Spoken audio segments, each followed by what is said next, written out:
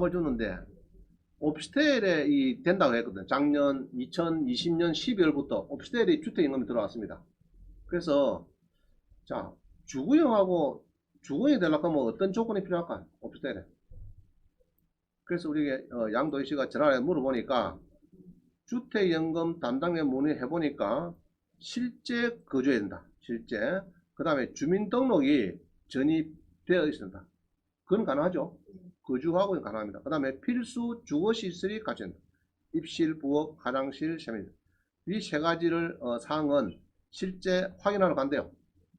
주택금융공사에서, 한국주택금융공사에서 가고, 그 다음에 이제 또 4번 재산세 주택분으로 납부한 과세증명서가 제출 필요한데, 이거는 1년 이내에 보유로 인해 재산세 납부 이력이 없을 시엔 지자체가 서면 확인한 과세증명 서류를 제출한다는 조건을 하면 된다. 자, 이 4번 저게 한 번 더 설명 조금 해볼래요? 그래서 요런 이제 이 조건이 있대. 특히 4번 쪽은 큰 문제는 없는 것 같아요. 나중에 재산세 주택분으로 과세해달라 해가지고 이제 자기가 자진 신고해서 우리 과세 대상에 올리면 되는 것 같아요. 그래서 되는데 문제는 7월 말부터가 이후 신규 취득분도 적용한다 해놨는데 자 봅니다. 오피스텔도 주택수에 포함됩니까? 그죠? 우리 여기 이제 행정안전부 답정입니다. 오피스텔이 주택수에 포함됩니까? 재산세 과세 대상에 주택으로 기재되어 주택분 재산세가 과세되는 오피스텔 경우는 주택수에 포함된다. 그럼 이렇게 되는 것이 주택연금이 된다 이렇게 보면 되겠습니다. 간단하게 보면은 아마 이 조항이 맞는 것 같아요. 자, 그럼 요거는 이 조항입니다. 이거는 어디 갖다 놨나 하면은 요 집에 갖다 놨습니다. 이 집에 갖다 놓으면 딱 맞아요. 이게 이거 갖다 놓으면 맞습니다. 오피스텔은 주택연금은 오피스텔은 제가 알기로 2020년 12월 1일부터 작년 연말부터 추가됐어요. 됐는데 우리 주택 아파트보다도 25% 정도 연금 금액이 작아요. 그게 조금 금입니다. 25% 정도. 자, 그 다음에 오피스텔 분양권도 주택수에 포함됩니까? 포함되지 않는다. 그죠? 분양권은 포함이 안 된다. 그 다음에 주거용 오피스텔의 경우에 취득세가 중과가 안 되고 요거는 4.6% 상가로 보기 때문에 처음에 우리 오피스텔은 무조건 4.6%입니다. 4.6%. 자, 저 써놨네요. 주거용 오피스텔도 2020년 10월부터 주택연금에 가입이 되는데 예로 주택 주거용 65세가 5억이면은 125만 2천을 받는데 우리 주택연금을 주거용 오피스텔은 5억이면은 96만 2천이다. 그 내가 보고 주판 나보니까 한 25% 잡더라고. 그래서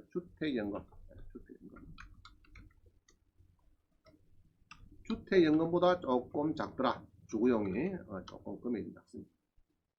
자, 그럼 요거는 찾아봐야 되는데 오피스텔 이런 거 있죠, 이런 거. 서울의 오피스텔, 부산 광도의 영도구의 51% 오피스텔, 우리 서울 강동구 천호동의 80% 오피스텔. 자, 오피스텔도 주택연금에 들어왔습니다. 주택연금에. 자, 근데 금액이 이리 나와 있는데 조금 작더라면 65세에 보면요. 아까 125만 됐거든요. 주택은 96만 원께는 한 25만 원 정도 뭐 작습니다. 조금 작습니다. 평택에도 오피스텔이 있는데 1억 3,300에 떨어졌다. 그럼 이 사가지고 4억 정도 연금 받으면 괜찮은 거죠? 그죠? 그렇습니다. 자, 한번 찾아보자. 자, 건물만에 경매는 없다. 낙찰받으면 될까 안 될까? 안 됩니다. 안 되는데, 자, 이 질문에 이런 게 왔어요. 이거 낙찰 받겠대요. 건물만에 낙찰 받겠대요. 그래서 내가 대원칙은 안 되는데 일단은 법정상권이 성립하면은 건물이 존치하고 이게는 또 법정상 성립하는 거다. 내가 보니까 성립하니까 건물이 존치가 되는데 월세가 높아가지고 지료를 예로 연 4% 공자고도 수익이 있다면은 낙찰을 해도 좋겠다. 이렇게 답을 줬어요. 이거는 2020에 2416.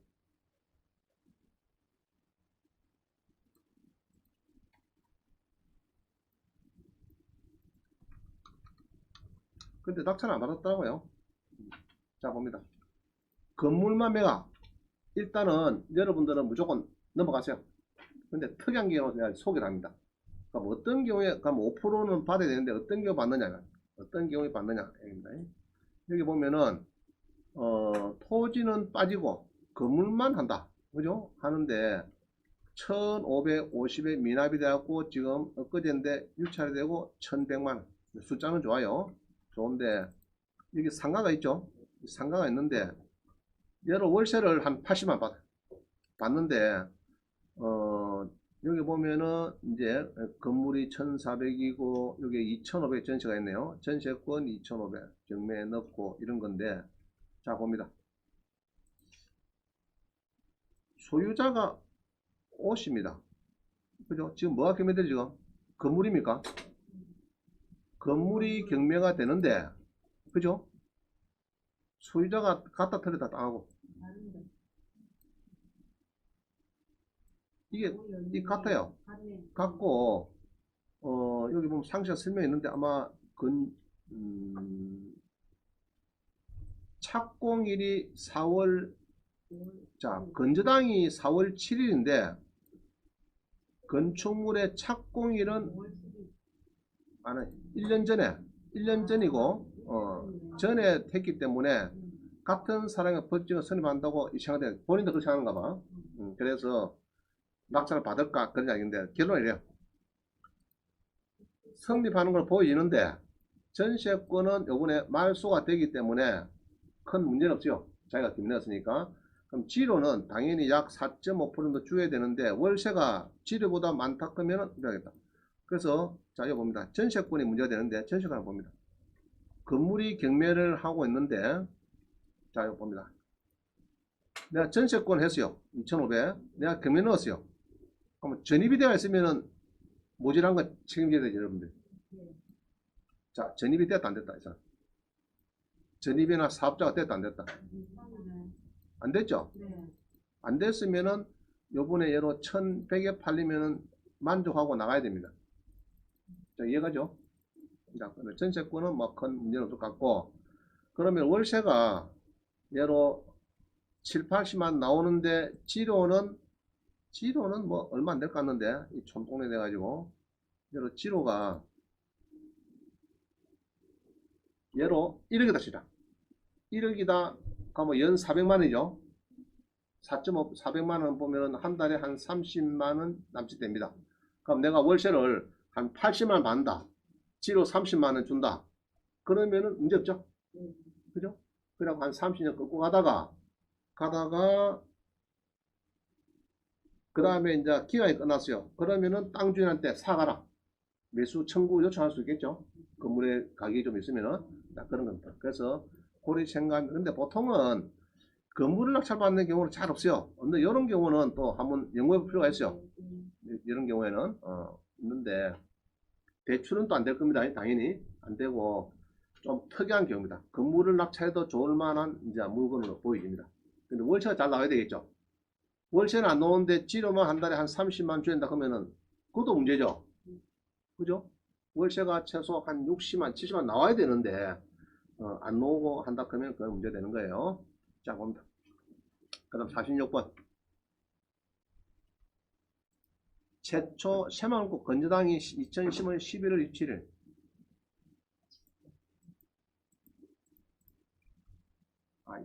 요거 봅니다. 제주도에 시간 지났나? 아니, 멀었죠? 자, 요거는 낙찰받으면 되는 거 아니 물어보는 거예요. 제주도 서귀포 강정동의 아파트입니다. 공매에. 자, 한번 봅니다. 공매. 제주도. 서귀포시 강정동에 뭐시 나왔대요. 이 낙찰 받고 싶대요. 딱 뭐 나오죠 벌써. 그죠? 지분은 모르겠고 일단은 선수에 있다 이 말이죠. 자, 한번 봅니다. 계산 어떻게 하는가. 자, 이리 보니까 많이 떨어졌네. 그죠? 세무서네. 건물은 전용은 18평이네. 그죠? 압류재산이네. 자, 압류재산이 보이면 뭐가 있습니까? 요거 있죠, 요거. 그죠? 요거를 봅니다. 자, 봅니다. 제주도 서귀포에 이렇게 뭐이 있대요. 예? 뭐 있는데, 압류재산이니까 재산 명시를 봅니다. 보는데,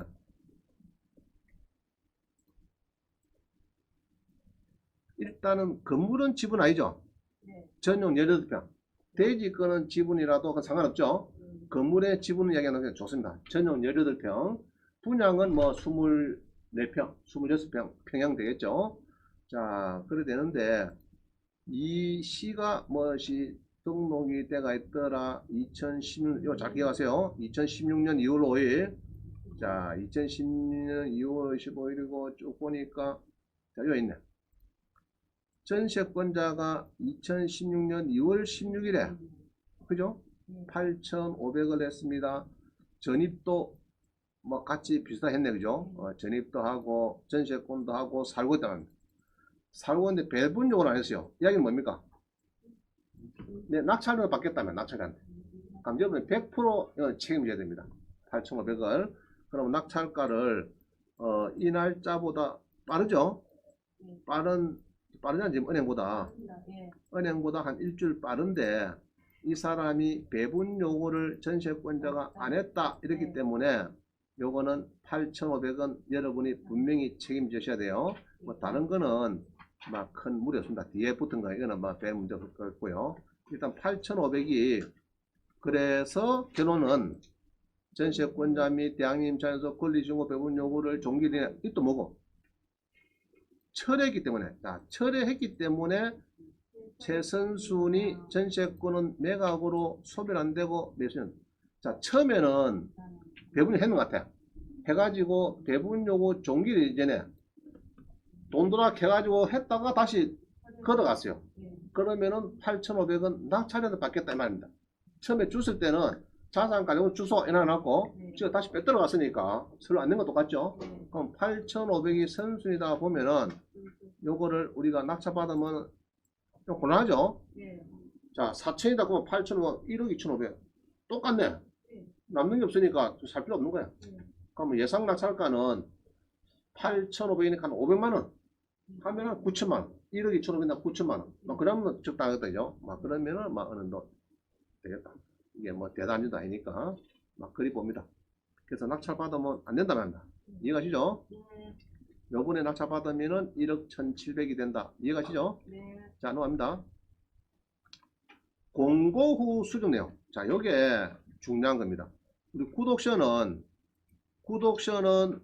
유치권 신고가 8억이 있으므로 조심하세요. 뭐 이런 게 있어요. 있는데, 서울 서초 반포동에 잘 찾아보니까 8억 8천에서 9억 2,800이 되죠. 수정후. 자, 요거. 수정후 공고내용. 요거를 여러분들이 찾아야 됩니다. 공매에서는. 자, 어떻게 찾느냐. 서초구 반포동에 무엇이 아파트가 있더라. 이게 압류재산이 서초구 반포동에 압류있더라. 그럼 일단은 여러분 구독션 가죠. 보통은. 이렇게 봅니다. 구독션에 서울 서초구, 그죠? 서울에 뭐 서초구에 내가 하나 살 게 있는가 싶습니다. 서초구에 뭐를 검증하다 보니까 이게 나왔어요. 어디 앞이노? 낙서대 앞이나? 안 보이노? 이건가? 이거네. 자 봅니다. 서울 서초구 반포동에 뭐가 하나 보여. 아이고 땅도 괜찮다 그죠? 24평에다가 뭐 전용이 24평이고 건물도 크고 서초구청에서 압류를 했구나. 그래서 내가 손님 8억 8천에 유치권이 있네요. 이렇게 해서 이제 뭐 이야기를 했죠. 8억 8천 해가지고 요번에 낙찰 받으십시오. 이렇게 했으면 정답을 주느냐. 그럼 8억 8천만 원만 물면은 뭐 문제 없는가. 1층이지만은 이렇게 해서 이제 아마 부자동네 같아요. 부자동네. 서초구 반포동에 대지권도 뭐 땅이 한 24평 되고 이렇게 해서 이제 있습니다. 이게 어디입니까 지금? 어디고? 서초동 어디 좀 돼요? 대학 어디죠? 자 서초역 그죠? 여러 가네. 그죠? 서초역, 교대역. 뭐 좋다, 그죠? 위치는. 자, 그런데, 그럼 내가 알기로는 아까 얼마 알았죠? 유치권 이야기가. 응? 자, 대지 지분이 있고, 건물은, 거의 한 57평. 전용 57평. 화장실 하려고 하면 자전거 타고 가야 돼. 제발 자전거잉.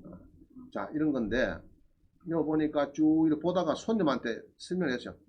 전입자가 3명이 있네, 그죠? 전입이 3명이 있고, 양주시청에 있고, 배분 요구는 있고, 자, 봅니다. 서초구청에 2014년 10월 달에 압류가 있습니다. 2억 4,900. 그러면은 2014년 10월 달에 이게 압류가 되어 있으니까 뒤에 3명 들어온 거는 일단은 선수는 아니죠. 문제가 없죠. 뒤에니까. 문제는 없는데 이 구독션은 잘 보세요. 2020년 10월 달에 자료입니다. 유치권 신고가 뭐 8억 했나 8억. 8억 해놨어요. 그럼 이게 맞느냐 이게 유치권 신고가 8억이라 크고 손님한테 이야기를 했는데 맞는가? 애매하죠. 그거는 다시 보는 거는 자 이랍니다. 온비더 바로 가기. 알겠죠? 그럼 여기 쭉 보면 나옵니다. 나오는데 첫째 밑에 보니까 뭐 나오죠? 뭐 나오죠 지금? 수정이 됐대요. 2월 8일에 뭐라고? 유치권 신고가 8억 8천이 있는데 9억 2,800으로 늘었다는. 그럼 손님한테 이렇게 하게 맞는 거죠. 그럼 고백 틀리게 하면 안 되죠, 그죠? 그럼 이게 맞습니다. 그래서 요게 그러면 9억 2,800의 유치권이 있습니다. 이렇게 설명이 맞는 거죠.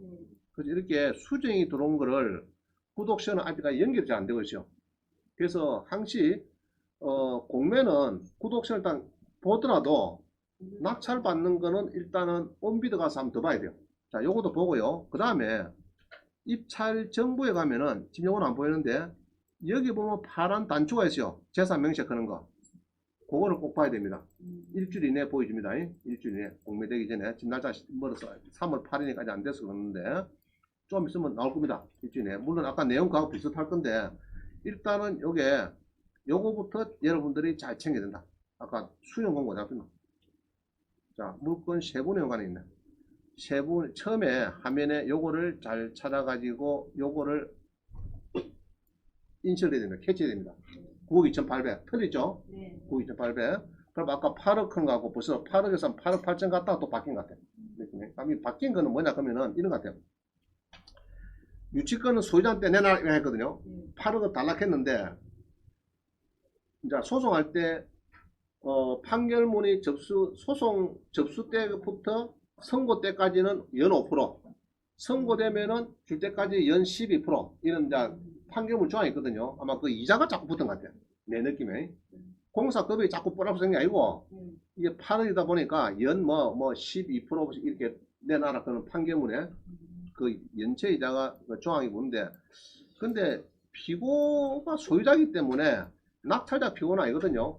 그러면 그 연체이자 자꾸 이 8억에서 자꾸 뿌라뿌라 이게 낙찰자가 물어야 되느냐 내가 볼 때는 안 물어도 되지 않느냐 이렇게 보여집니다. 안 물어도 내용이 그렇다 그러면은 그죠? 그러면은 그건 이제 판결문에서 옛날 소유자한테 내놔라 한 게 8억인데 판결 소송하다 보면은 연 5% 이기 원하면 선고일로부터 연 12% 주라만 하거든요. 문구에.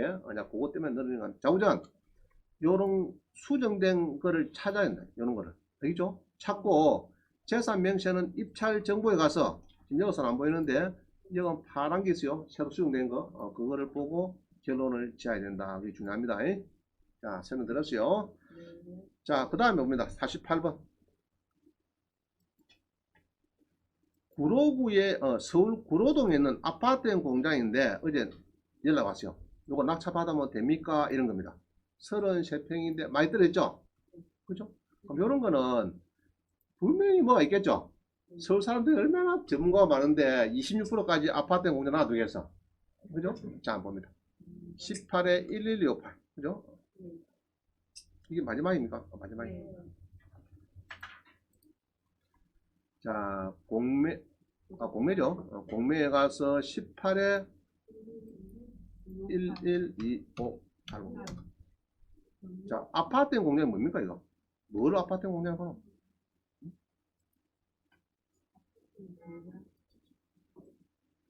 우리 지식산업센터 그런 게 있죠.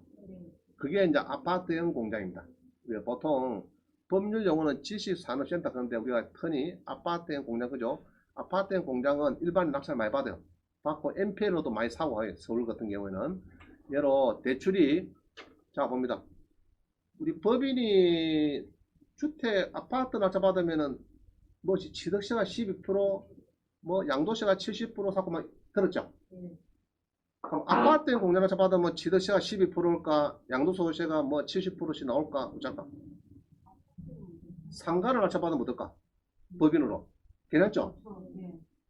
그럼 아파트 공장은 괜찮겠죠? 자, 그런 원리입니다. 자, 그래서 아파트형 공장이 이렇게 떨어졌는데, 그죠? 떨어졌는데, 불허가가 되고, 21% 떨어졌고, 불허가가 되고, 또 보니까 또 불허가 있고, 뭐 문제 있겠죠? 자, 이렇게 봅니다. 아파트형 공장. 구로구 구로동의 아파트 공장 좋죠? 뭐, 접근성도 좋고, 좋습니다. 근데 이제 옵스테일 이야기 나와서 아파트 공장이네요. 자, 넘어갑니다. 나왔는데, 쭉 이렇게 보니까 밑에 이 조항은요. 이 조항은 구독션에서 항시 매각 물건 맹세에 쓰여 있는 조항을 그대로 끌고 온 겁니다. 이해가시죠? 우리 이게 제일 중요하죠. 우리 경매계의 바이블, 경매계장님의 성경입니다. 성경. 알겠죠? 제일 종합보고서 우리 사무보좌관이 해놓은 겁니다. 자, 임차는 없다. 이건 좋아요. 임차는 없다 해놨는데 그 다음에 소멸 안 되는 게 있습니까? 공란, 요거도 공란, 요 뭐 있네, 그죠? 뭐 있죠? 잘 봅니다. 자, 뭐 써놨죠? 특별 매각 조건으로서 주무관청 서울시장님의 처분 허가서가 제출이 필요합니다. 미제출 시 10% 모산다 딱 써놨죠? 자, 1등인 사람은 제곡감의 증거에는 처분 허가서를 받을 수 없다는 취지의 구로구청의 사실조회 해보서가 법원에 제출되었고 매수 신청 전에 반드시 주무관청의 처분 허가서, 서울시장의 처분 허가가 가능한 여부를 확인한 후 매수 신청하세요. 단 처분 허가서는 채무자인 사회복지법인 애국 단체원이 주무관청입니다. 여러분 틀리죠?